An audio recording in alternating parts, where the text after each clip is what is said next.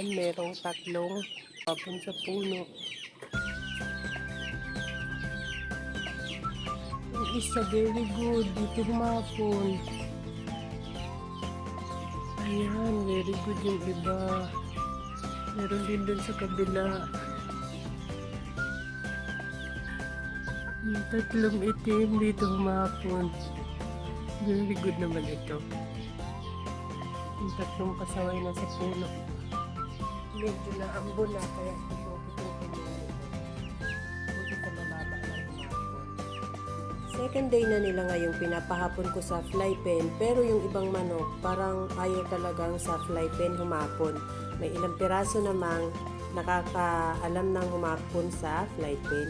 Buti sa mababang sanga lang sila dumapo. Ang ginagawa ko lang dyan pag sinusungkit ko, itatapat ko lang sa paa nila yung panungkit ko at hahayaan ko silang dumapo doon sa panungkit at unti-unti ko nang ibababa. Ganun lang kasimple. Ayan, saglit ko lang silang sinusungkit sa sanga. Ang mahirap lang dyan, pag dumapo sa mas mataas na sanga, doon ako nahihirapang sungkitin sila. Dahil kailangan ko pa talagang gumanit ng hagdan. Itong pangalawang sisiw ay saglit ko lang nasungkit.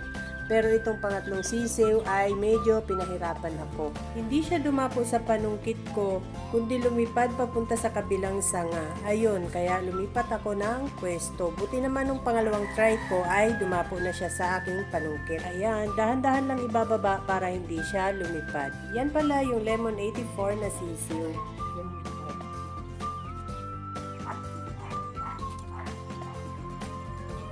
Yan yung apat na Lemon 84.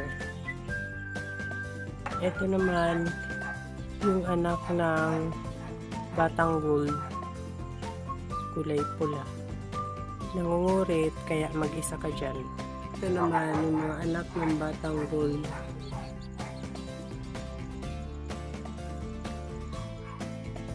Ito naman yung anak ng Matandang Bull. That's all guys. Thank you so much for watching. Please like, share, and follow for more. Bye!